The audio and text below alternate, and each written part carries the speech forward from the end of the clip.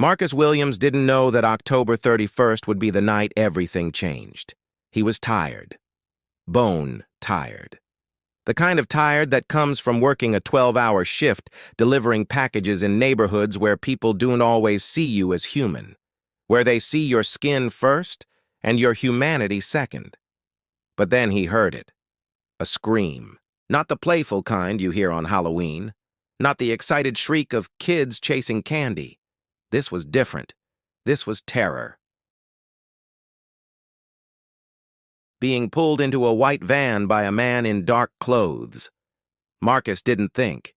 He just ran. What happened next would expose a truth so dark, so twisted, that it would shake an entire state. Because that little girl? Her father was Senator Richard Brennan, one of the most powerful men in Virginia. A man who stood in front of cameras talking about law and order, about protecting families, about making communities safe. But here's what nobody knew. Here's what would make this story explode across every news channel in America. The man trying to kidnap that child wasn't a stranger. And Marcus Williams, this black delivery driver who risked everything to save her, would be treated like a criminal before anyone called him a hero. This is a story about courage in the face of hatred, about truth fighting through lies, about a man who did the right thing and was punished for it, until the whole ugly truth came crashing down. Let me show you exactly how this happened. Marcus Williams was 32 years old, born and raised in Richmond, Virginia. He grew up in a neighborhood where opportunity was a luxury and survival was the daily routine.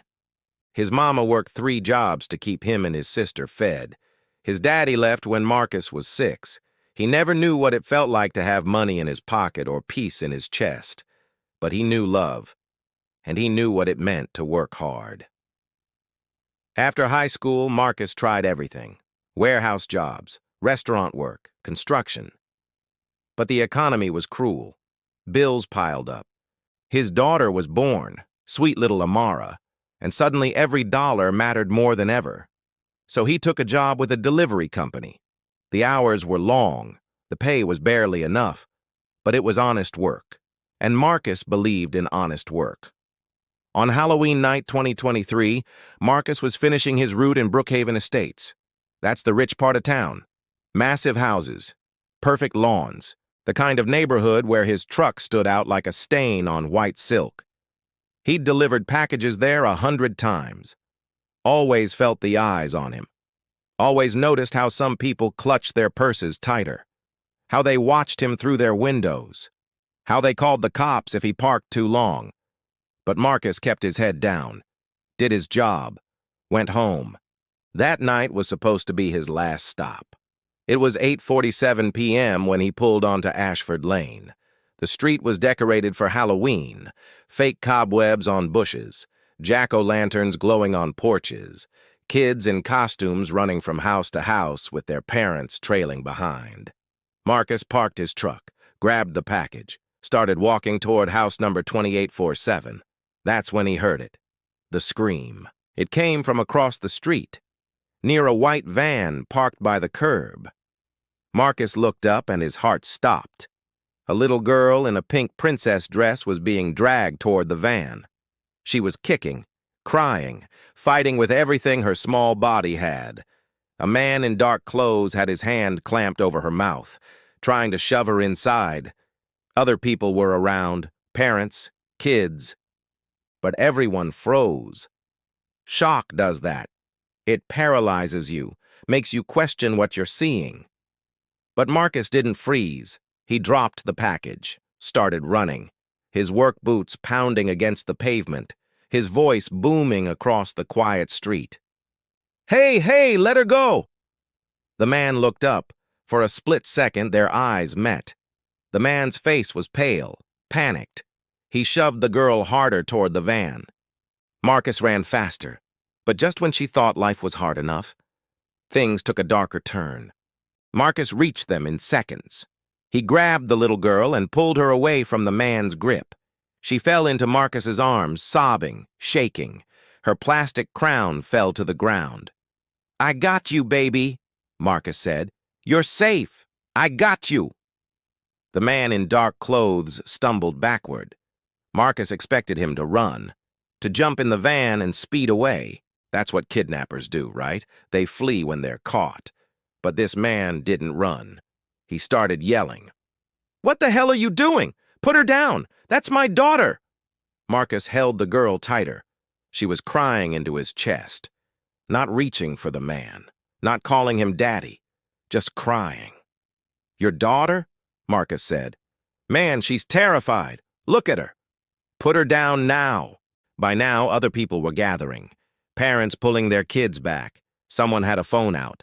Marcus could see at least 3 people recording. A woman rushed over, blonde hair, expensive coat. Her face was twisted with fear and fury. "Oh my God, Lily!" She tried to take the girl from Marcus's arms, but the child held on to him. "What are you doing with my daughter?"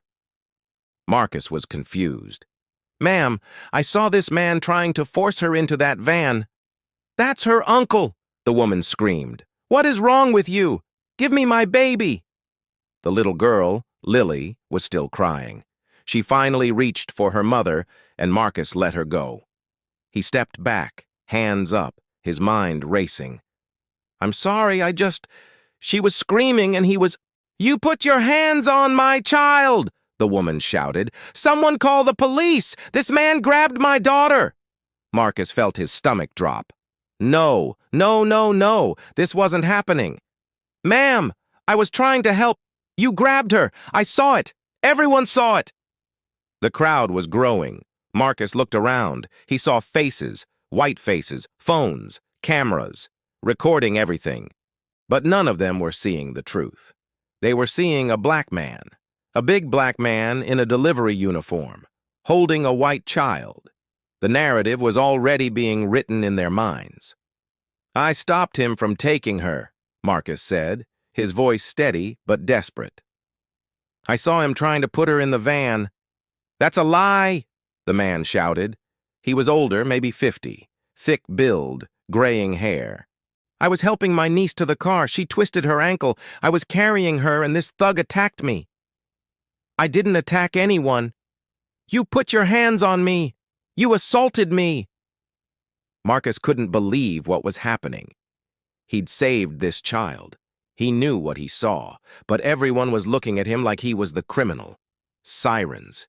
They came fast. 3 police cars screeched to a stop. Officers jumped out, hands on their weapons. "Get on the ground! Now!" Marcus's heart hammered in his chest. He knew this dance. He'd seen it too many times, so he did what he had to do to survive. He dropped to his knees, put his hands behind his head. "I didn't do anything wrong," he said. "I stopped a kidnapping." "Face down! Hands behind your back!" They slammed him to the pavement. His cheek pressed against the cold concrete. They cuffed him so tight the metal bit into his wrists. He could hear the little girl crying, hear her mother comforting her, hear the man telling police his version of the story. "He just grabbed her, out of nowhere. I was trying to help her to the car and he attacked me." "That's not true," Marcus said, his voice muffled against the ground. "Please, check the van. Something's not right." "Sir, you need to stop talking." They pulled him up, shoved him toward the police car. Marcus looked back at the little girl one more time. She was watching him, her blue eyes wide. Something in her face made his heart break. She looked afraid, but not of him. As they drove him away, Marcus saw the white van pull off into the night. Nobody stopped it. Nobody checked it. And Marcus knew, deep in his soul, that something terrible had just been allowed to continue. But if you think that was heartbreaking, wait until you see what came next. Marcus spent that night in a jail cell. They charged him with assault, attempted kidnapping, resisting arrest, even though he never resisted. His bail was set at $50,000. He couldn't afford it. His mama couldn't afford it. So he sat in that cell, staring at the ceiling, replaying everything in his mind. Had he misread the situation? Was the little girl really just scared from twisting her ankle? Was he wrong? But no. He knew what he saw. The man wasn't helping her. He was forcing her. The girl was fighting, screaming. Marcus wasn't wrong. 2 days later, his public defender came to see him, a young woman named Jessica Torres. She looked exhausted and overwhelmed. "Mr. Williams, I'm not going to sugarcoat this. This is bad, really bad." "I didn't do anything wrong," Marcus said. "I believe you. But that doesn't matter right now. Do you know who that family is?" Marcus shook his head. "The mother is Catherine Brennan. Her husband is Senator Richard Brennan. He's one of the most powerful politicians in Virginia. And the man you grabbed, that's James Brennan, the senator's brother." Marcus felt sick. "This is going to be a media circus," Jessica said. "The senator's office is already talking to reporters. They're painting you as a dangerous criminal who attacked their family. They're saying you have a history of violence." "That's a lie. I've never been arrested before." "I know, but they don't care about the truth. They care about the story. And right now the story is that a black delivery driver assaulted a senator's child." Marcus put his head in his hands. "Why would they lie? Why would they do this?" "I don't know, but something doesn't add up. I'm going to dig into this, I promise." Jessica kept her word. She started investigating, and what she found made her blood run cold. 3 days after Marcus's arrest, Jessica discovered something buried in police records. 6 months earlier, a report had been filed. A neighbor of the Brennan family had called Child Protective Services. The report claimed they'd heard screaming coming from the Brennan house late at night, heard a child crying, saw strange cars coming and going at odd hours. CPS had investigated, but the case was closed quickly, too quickly. The investigator noted that Senator Brennan had been cooperative and transparent, that the home was safe and appropriate, that the neighbor was likely mistaken. Case closed. But Jessica found something else. The CPS investigator who closed that case, he was fired 2 months later for taking bribes, for covering up abuse cases in exchange for money. Jessica dug deeper. She found forum posts, anonymous posts on websites about child safety. Someone using the name LilyHelp23 had posted several times, begging for help, saying her uncle hurt her, that adults were doing bad things, that she was scared. The posts were deleted, but Jessica found them in archived pages. She cross-referenced the username, the location, the timing. It matched. Jessica went to Marcus's cell. Her hands were shaking. "Marcus, you were right. That little girl was being kidnapped. And I think this goes way deeper than we imagined." "What do you mean?" "I think James Brennan was trafficking her. I think there's a network. And I think powerful people are involved. People who can make evidence disappear. People who can control the narrative." Marcus felt rage boiling in his chest. "So what do we do?" "We go to the media. We go public. But we need proof. Real proof. Because if we accuse a senator of being involved in child trafficking without evidence, they'll destroy us." That night, Marcus couldn't sleep. He kept seeing Lily's face, her terror, her tears. He'd saved her that night. But for what? So she could go back to hell? So monsters could keep hurting her because they wore expensive suits? No. Marcus made a decision. Even if it cost him everything, he was going to fight. Not just for himself, for that little girl, for every child who had no voice, no protector. 3 days later, everything exploded. A video surfaced online. Security camera footage from a house across the street from where Marcus was arrested. The video showed everything. Lily being dragged to the van, fighting, screaming. James Brennan forcing her toward the door, Marcus running, pulling her away, saving her. The video went viral in hours. People were outraged. How had police arrested the hero and let the real criminal go? Why had the Brennan family lied? News stations picked up the story. Reporters camped outside the jail, outside the Brennan mansion, outside Senator Brennan's office. The senator released a statement. He claimed there was a misunderstanding, that his brother had acted inappropriately but wasn't a criminal, that Marcus had overreacted, but they held no ill will. But people weren't buying it anymore. Just when it seemed all hope was lost, something incredible happened. Lily Brennan disappeared. 4 days after the video went viral, Catherine Brennan reported her daughter missing. She claimed Lily had been taken from their home in the middle of the night, that it was a revenge kidnapping because of the media attention. But FBI agents didn't believe her. They'd been investigating the Brennan family quietly for weeks. The viral video had given them the opening they needed. They got warrants, searched the house, searched James Brennan's property, searched the white van. What they found made national headlines. The van was registered to a shell company. The same company owned 3 other properties across Virginia, properties that were used as holding locations for children. James Brennan wasn't just abusing his niece. He was part of a trafficking ring, and the people involved weren't random criminals. They were lawyers, business owners, politicians, and Senator Richard Brennan knew. FBI agents found encrypted messages on his phone, communications with his brother, discussions about merchandise, about clients, about moving packages across state lines. The senator wasn't just protecting his brother. He was involved. He'd used his power and influence to keep investigators away, to silence victims, to make evidence disappear. When Lily was reported missing, agents tracked her location through her mother's phone records. Catherine had driven her to a private airfield 3 hours away. She was planning to fly Lily out of the country, to disappear before everything came crashing down. Agents stopped them at the airfield. Catherine was arrested. Lily was taken into protective custody, and Marcus Williams was released from jail. The charges against him were dropped. The district attorney issued a public apology. The mayor gave him a key to the city. News stations called him a hero. But Marcus didn't feel like a hero. He felt exhausted, angry, heartbroken.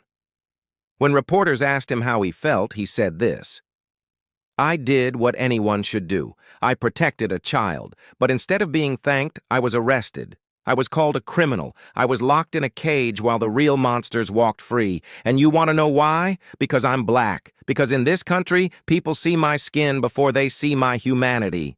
They saw a threat instead of a protector, and that little girl almost paid the price for their prejudice." His words echoed across the nation. People protested, demanded justice, demanded change, demanded that police and prosecutors be held accountable for arresting an innocent man while letting actual criminals escape. Senator Brennan and his brother were arrested. Federal charges: trafficking, conspiracy, abuse. The evidence was overwhelming. Text messages, financial records, victim testimonies. The trial lasted 4 months. The details that emerged were horrifying. The ring had been operating for years. Dozens of children, dozens of powerful men involved, all protected by money and influence, Marcus testified. He told the jury what he saw that Halloween night, how Lily had screamed, how she'd fought, how he'd known deep in his soul that something was wrong. "I couldn't walk away," he said. "Even when they arrested me, even when they called me a liar, I knew I'd done the right thing, because that little girl needed someone to see her, really see her, and I did." The jury convicted Senator Brennan and his brother on all counts, life sentences, no parole. Catherine Brennan took a plea deal, testified against her husband. She got 20 years. Lily was placed with foster parents, a couple who loved her, who got her therapy, who helped her begin to heal. 6 months after the trial, Marcus received a letter. It was from Lily. Her foster mother had helped her write it. "Dear Mr. Williams, I want to say thank you. You saved me when nobody else would. You believed me when nobody else did. The bad things are over now because of you. I'm safe. I'm happy. I have a new family who loves me. My therapist says I'm brave, but I think you're the brave one.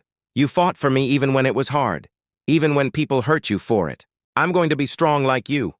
I'm going to help other kids someday. Because of you, I know that good people exist, that heroes are real. Thank you for not walking away. Love, Lily." Marcus cried when he read it. His mama held him while he sobbed. released years of pain and anger and fear. "You did good, baby," she whispered. "You did real good." But Marcus knew his fight wasn't over. Because Lily was just one child. There were thousands more, suffering in silence, waiting for someone to see them, to save them. So Marcus started an organization, called it Second Look. Its mission was to train delivery drivers, postal workers, and service employees to recognize signs of abuse and trafficking, to trust their instincts, to act when something felt wrong. "We go into neighborhoods every day," Marcus told a room full of trainees. "We see things other people don't. We have access, we have eyes, and we have the power to change lives, but only if we choose to act, only if we refuse to look away." Within a year, Second Look had trained over 5,000 workers. They'd helped rescue 42 children from abusive situations. 42 lives saved because someone chose to pay attention. Marcus was invited to speak at conferences, on news shows, at schools. He told his story over and over, not for fame, not for glory, but because he wanted people to understand something fundamental. "Heroes don't wear capes," he'd say. "They wear work boots and delivery uniforms and name tags. They're ordinary people who choose to do extraordinary things, not because it's easy, but because it's right." The senator's trial changed laws, changed policies, made it harder for powerful people to hide behind their influence, made it easier for victims to be heard. But the real change happened in hearts, in minds, in the way people saw each other. So what does all this mean for us today? Marcus Williams' story isn't just about one man and one child. It's about something deeper, something that lives in the bones of our society. It's about who we believe, who we protect, who we see as human. Think about that Halloween night. Marcus saw a child in danger and acted. That should have been the end of the story. Hero saves child. Everyone celebrates. Justice is served. But that's not what happened. Instead, Marcus was arrested, charged, dehumanized. Why? Because the people watching didn't see a hero. They saw a black man. And in their minds, that automatically made him a threat. This is the reality of living while black in America. You can do everything right and still be treated like a criminal. You can save a life and still be thrown in jail. You can be the hero of the story and still be cast as the villain. The Brennan family knew this. They weaponized it.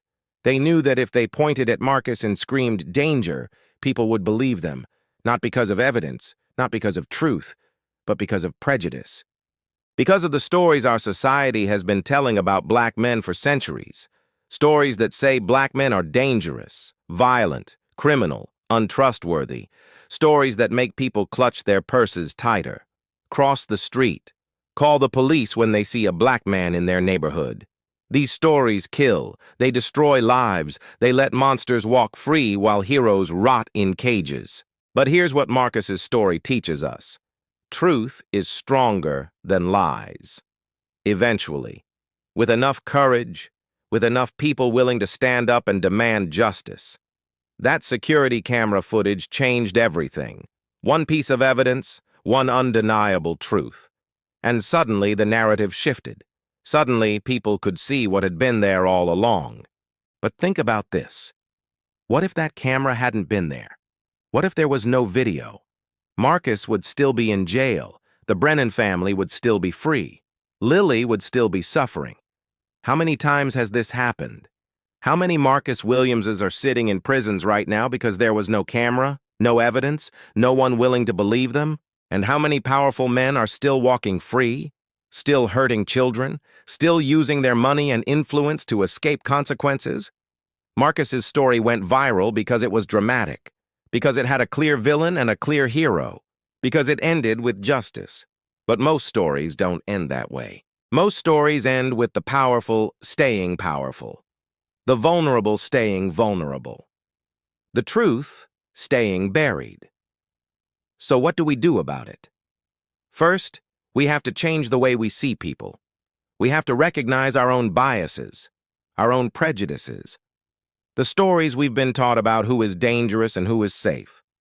When we see a black man, do we see a person? Or do we see a threat? When we see a white man in a suit, do we see a person? Or do we see authority, success, trustworthiness? We judge people by their appearance every single day. And those judgments have consequences, life or death consequences. Second, we have to believe victims, especially children. Lily tried to tell people what was happening. She posted online. She cried for help. But she was ignored. Because the people hurting her had power, had money, had respectability. We have to create systems where victims can speak without fear, where their words carry weight, where power doesn't equal protection from consequences. Third, we have to act, like Marcus did. When we see something wrong, we can't look away. We can't assume someone else will handle it. We can't let fear or inconvenience stop us from protecting the vulnerable. Marcus risked everything that night. His freedom, his reputation, his life. He didn't know if he'd be shot by police, arrested, hurt. He just knew a child needed help. That's courage. Real courage. Not the Hollywood kind. The everyday kind. The kind that exists in normal people who choose to do the right thing even when it's hard.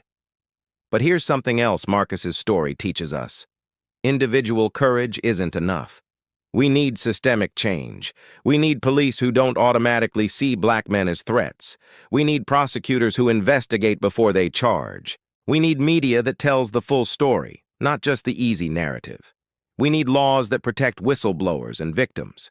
We need accountability for powerful people. The Brennan family operated for years. They hurt dozens of children. They bribed officials. They silenced investigators. They used their wealth and connections to stay above the law. And they would have continued if not for one viral video. One moment of undeniable truth. That's not a system. That's luck. We can't rely on luck to protect children, to catch criminals, to deliver justice. We need to build better systems, systems that center the most vulnerable, that give power to the powerless, that refuse to let money and influence corrupt justice. Marcus's organization, Second Look, is a start. Training everyday people to recognize danger, to trust their instincts, to act. But it's just a start. We need more. We need communities that watch out for each other, that protect each other, that refuse to let children suffer in silence. We need to teach our children to speak up, to say no, to know that adults can be wrong, that authority doesn't equal righteousness. And we need to teach ourselves to listen. Really listen. Not to power, not to status, but to truth, to pain, to the voices that are easiest to ignore. Marcus Williams spent 4 days in jail for doing the right thing. 4 days of his life stolen, his reputation destroyed, his future uncertain. All because people chose to believe a lie instead of investigating the truth. He was lucky. The truth came out. He was freed, vindicated, celebrated. But what about the people who aren't lucky? What about the ones still sitting in cells, still fighting to be heard, still waiting for someone to believe them? Their stories matter too, and we have to do better. We have to be better. Because in the end, Marcus's story isn't about Marcus. It's about all of us. About the kind of world we're building, the kind of people we're choosing to be. Do we look away when it's convenient, or do we stand up when it's hard? Do we believe lies because they're comfortable, or do we seek truth even when it's painful? Do we protect power, or do we protect people? These aren't just questions, they're choices. Choices we make every single day. Before we wrap up, there's one final truth you need to hear. 2 years after Lily was rescued, Marcus received an invitation. Her foster family was officially adopting her. They wanted Marcus there, wanted him to be part of the celebration. He almost didn't go. The memories were still hard. The anger still lived in his chest, but his mama convinced him. "That baby needs to see you," she said. "She needs to know you're okay, that you're still fighting, that she didn't destroy your life by being saved." So Marcus went. The adoption ceremony was small. Just Lily, her new parents, a few family members, and Marcus. A judge signed papers, made it official. Lily had a new last name, a new life, a new chance. After the ceremony, Lily ran to Marcus. She was 9 now, taller, stronger. Her smile was bright and real. "Mr. Williams." She hugged him tight. "I'm so happy you came." "I wouldn't miss it, sweetheart." They sat together on a bench outside the courthouse. Just the two of them. The sun was warm, the sky was clear. "Are you okay?" Lily asked. Her voice was small but steady. "After everything that happened to you, are you okay?" Marcus thought about how to answer. He could lie. Tell her he was fine, that everything worked out. But Lily deserved the truth. "Some days are hard," he said. "I get angry sometimes, about what happened, about how I was treated. But then I remember why I did it. I remember you, and that makes it worth it. I'm sorry they hurt you because of me." "No." Marcus knelt down so he could look her in the eyes. "Don't ever think that. What happened to me wasn't your fault. It was their fault. The people who hurt you, the people who lied, the systems that failed us both, but not you. Never you."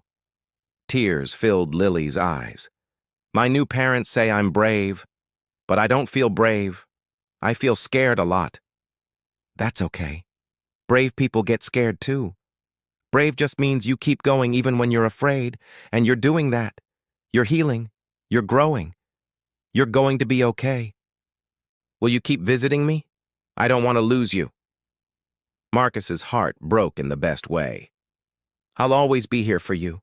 I promise." Lily smiled. Then she pulled something from her pocket, a small bracelet made of colorful beads. She'd made it herself. "I made this for you, so you remember that you're a hero, that you saved me, that you changed everything." Marcus took the bracelet, put it on his wrist. He wears it every day now, even when it clashes with his clothes, even when people ask about it. He wears it because it reminds him why his work matters, why his pain had purpose. After the adoption, Marcus continued building Second Look. The organization grew, expanded to 12 states, trained over 20,000 workers, saved hundreds of children from abuse, trafficking, and neglect. But Marcus never forgot where it started, on a Halloween night, in a neighborhood where he didn't belong, with a choice between looking away or stepping forward. He gives speeches now, tells his story, but he always ends with the same message. Courage isn't about being fearless. It's about being afraid and acting anyway. It's about seeing someone in pain and choosing to help even when it costs you. It's about refusing to accept injustice even when it's easier to stay silent. I'm not special. I'm not a superhero. I'm just a man who saw a child in danger and couldn't walk away. And every single one of you has that same power, the power to see, to act, to change a life. But here's what I need you to understand. When you stand up for what's right, the world might push back. It might call you names, doubt you, punish you, because the world is broken, systems are broken, and broken things fight to stay broken. But you have to keep fighting anyway, because on the other side of that fight is freedom, is healing, is a child who gets to grow up safe. And that's worth everything. Marcus's story became a book, a documentary, a movement. But to him, it's still just one night, one choice, one child. He still works as a delivery driver sometimes, still drives through Brookhaven Estates, still feels the eyes watching him, still sees the way some people clutch their purses tighter, but now he also sees the people who recognize him, who wave, who thank him, who tell him their own stories of courage and fear and choosing to act. The system hasn't fully changed. Black men are still profiled, still arrested unjustly, still fighting to be seen as human. But cracks are forming. Light is breaking through. Because of people like Marcus, because of stories that refuse to stay silent. Senator Brennan died in prison. Heart attack. His brother is still serving his sentence. Catherine was released after 15 years for cooperation and good behavior. She lives quietly now, refuses to talk about what happened. Lily is 17 now. She's thriving. getting ready for college. She wants to be a social worker, wants to help children like her. She and Marcus still talk every week. He's like an uncle to her, a protector, a reminder that good people exist. Last Halloween, Lily posted on social media a picture of her and Marcus together. The caption said, "5 years ago, this man saved my life, not just from danger, but from a world that didn't want to see me. He fought for me when no one else would. He lost his freedom to protect mine, and he never gave up. I'm alive because he saw me, really saw me, and refused to look away. If you see something wrong, don't wait for someone else to fix it. Be the person who steps forward. Be the person who believes victims. Be the person who fights even when it's hard. Because somewhere, a child is waiting for their Marcus Williams, and it might be you." The post went viral. Millions of people saw it, shared it, commented, said they'd be more aware, more willing to act, more committed to protecting the vulnerable. Maybe they will, maybe they won't, but the conversation is happening, the awareness is growing, the change is coming. Because Marcus didn't just save one child that Halloween night. He sparked a movement. He reminded the world that ordinary people have extraordinary power, that courage is a choice, that justice is worth fighting for. And most importantly, he showed us this. The hardest stories to hear are often the most important to tell. The ones that expose ugly truths, that challenge comfortable lies, that demand we do better. Lily's story was hard, Marcus's story was hard, but they're both still here, still fighting, still healing, still proving that darkness doesn't get the last word. Because sometimes the hardest stories are the ones that heal us all. Sometimes a delivery driver in the wrong neighborhood at the right time becomes exactly who the world needs. Sometimes a child's scream breaks through years of silence and starts a revolution. And sometimes justice takes its time, but it comes. Marcus Williams didn't set out to be a hero. He just set out to do his job, to live his life, to get home to his daughter. But when the moment came, he chose courage over comfort, truth over safety, humanity over prejudice. And that choice changed everything. So here's my question for you. What will you choose when your moment comes? Will you look away, or will you run toward the scream? Because somewhere out there, someone is waiting for you to see them, to believe them, to save them. Don't let them wait alone. Be the person who stops, who listens, who acts. Be someone's Marcus Williams. The world is counting on you.